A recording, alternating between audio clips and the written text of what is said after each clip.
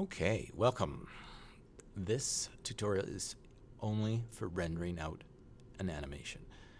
But hopefully before you started your animation process, you went into the Edit Render settings and changed the size of your screen from preset to film NTSC DV.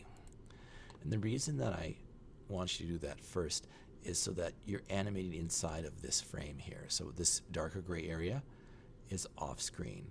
And depending on what you've done to your stage, your typography or whatever you're animating may be hanging around here when you change it to the DV format. So it's better to have your screen changed to the right size before you animate, so you know what's inside your screen and outside, or inside your frame, pardon me. So everything is fine here. I'll just see, yep, everything's off the stage. And when I play it, there we go. Looks good. Lovely. And that's what it looks like when it's finished. Perfect.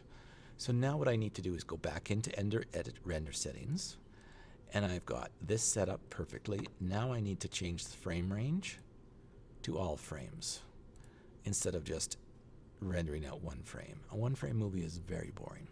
So we're going to click Save, and we need to change the save location. So click here, find your F drive, and give it a name.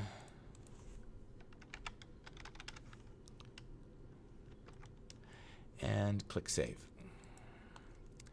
Make sure that you've got the format set to AVI Movie, which is right at the bottom. And then close this window.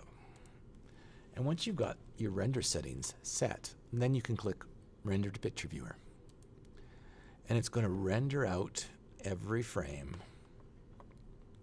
Sometimes it takes a minute, sometimes it takes half hour, sometimes it takes an hour. It depends on what's on your stage and the complexity of it.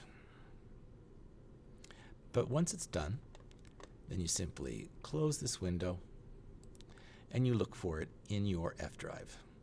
What I need you to do, though, is once you've done an animation, you need to hand it into the Q drive where I've specified so that I can locate it. These files are a little bit too big to upload to Moodle.